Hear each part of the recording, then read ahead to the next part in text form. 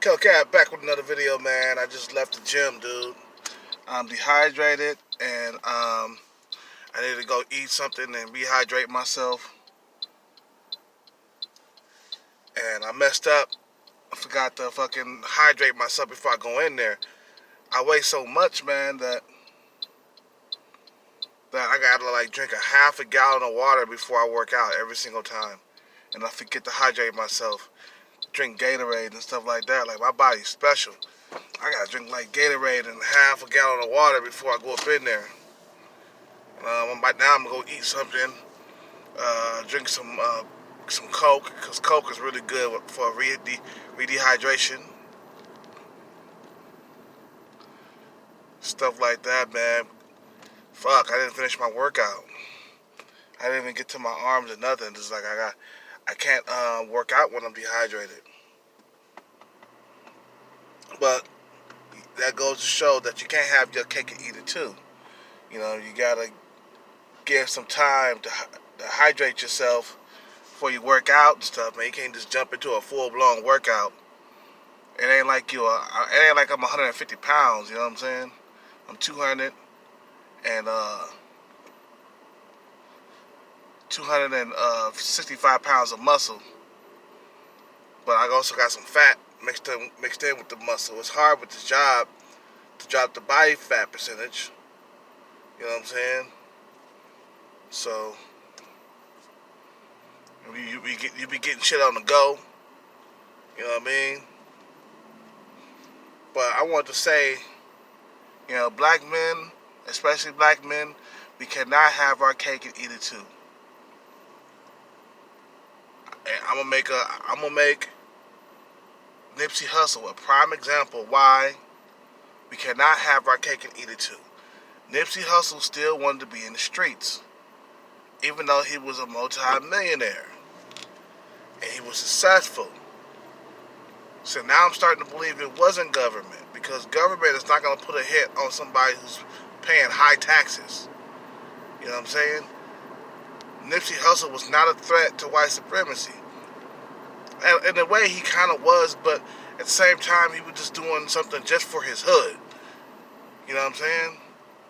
He was doing things just for his hood. Damn, man. It's already 12 o'clock and there's traffic out here, man. God damn. Man. But, you gotta give up something to get something. Sacrifice. You know what I'm saying? You want a better life, you gotta give up that hood life. See, the thing is, Nipsey Hussle, he didn't want to give up that hood life. He wanted to have one foot in and one foot out. That's not gonna happen. That can get you killed. Having one foot in the streets and one foot in the suburbs. You know what I'm saying? A lot of people ain't got opportunities that Nipsey Hussle basically gave himself. He made himself. He's self-made. You know what I'm saying? Nobody gave him an opportunity. But no, people are not willing to to sacrifice and dedicate themselves to their craft. So they're gonna take that shit out on you, man. All the hard work he put into that brand is now gone. You know what I'm saying? He put himself in a situation where his enemies can kill him. He's out there with no guns, no security, no nothing, not even a vest. It's like, dude, what the fuck are you doing? Keeping it real will get you killed. You know what I mean? What are you doing out there with no vest, no protection? What, you scared? You scared of what the streets are gonna say to you? Oh, that nigga got all that security, man. He's a buster, man. Ain't nobody gonna do nothing to your scary ass. You know what I'm saying? You gonna worry about that? Like, no, I ain't worried about what the streets say to me, man. You know what I'm saying? You gotta have security, but to protect yourself from motherfuckers who want to try to do you harm and take your dreams from you. That dude, Eric Holder, took his dreams from him. Took everything that he worked for from him. And that's what he wanted to do. He wanted to, because his dream didn't come true, he wanted to take your dream by putting you in the ground. Now Nipsey Hussle's no longer living. He can no longer fucking enjoy the fruits of his labor. And the Negroes out here are ignorant. You know what I'm saying? Eric Holder, as a rapper, he sucked. He couldn't rhyme well as Nipsey. He was jealous of that shit, and he wanted to take that from Nipsey. Because his dream didn't come true. His life is over. Because he was 29 years old. He's just about to hit 30. Nobody's going to take in a rapper that's 29 years old unless you make yourself. Unless you're self-made. I'm not saying that becoming a rapper at 29 is impossible, but the odds are very steep at that age. You know what I'm saying? He was an inspired rapper, dude. You gotta take that into consideration. Things didn't work out for him like things worked out for Nipsey Hussle. Plus, Nipsey Hussle had a family behind him. He had a brother behind him that was helping him along the way. So that make life a lot easier when you stick together as a family and become one. Even though they were throwing Nipsey's brother, him and his brother in jail and shit like that, they still kept coming out and grinding, man. The police couldn't break them. You know what I mean? Just like if you're on a diet, you can't like eat junk food and stuff like that. You know, you can't have your cake and eat it too. This society won't let you. You know what I mean? Don't forget the wolves are still out there. Nipsey Hussle, he must have forgot that the wolves are still out there. You know what I mean? It is traffic out here like a motherfucker. It is 12:30, dude. 12:30, and this traffic out here is crazy. It is getting crazy out in California, man. These people are getting pushed from the next city over to over here. Because it wasn't this much traffic a few years ago, man. I'm thinking about really moving. I gotta get the fuck out of here, man. But you can't keep your foot in one foot in and 1 foot out of the street. You know what I mean? You can't do that. You will get killed. You see what happened to Tupac? Tupac got killed. He kept his foot in the streets.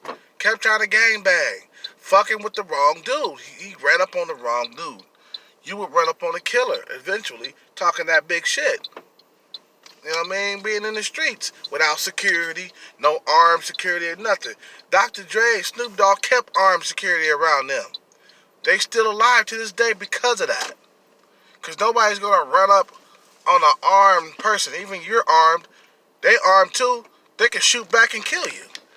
You know what I'm saying? Nobody's going to run up on you. You got like 3 or 4 bodyguards around you with guns. Nobody's going to try that. And if they do, it's going to be a shootout. And who's going to lose? You know what I'm saying? Because it's only one of them. You know what I'm saying? Same thing with Triple X. Triple X. Extortion. Same thing with him. He was out there with no security, trying to keep it hood, trying to keep it real, and he got killed in the process. You are a target when you have money. You don't understand. A lot of black males don't understand. You are a target for people to do whatever they want to do with you.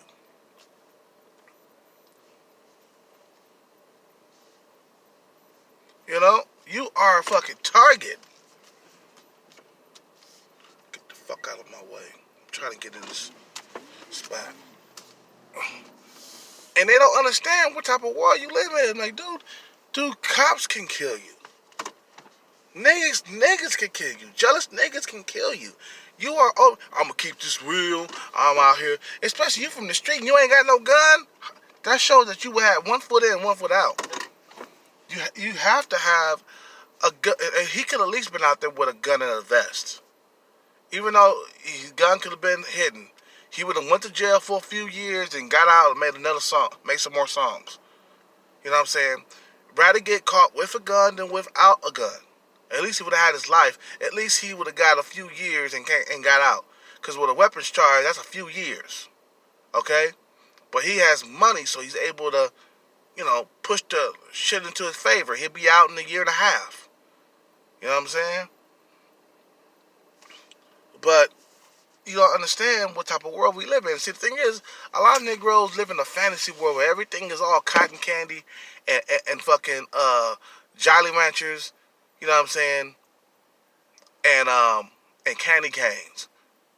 And the sides or the sidewalk is made of gold and shit like that. That's what a lot of these Negroes think in their head, that things are supposed to be given to them, and then if they work hard enough, they gonna be flossing out here in front of everybody, you know, throwing your fucking bread and salami and cheese around where everybody else is eating like air or eating fucking pigeon food.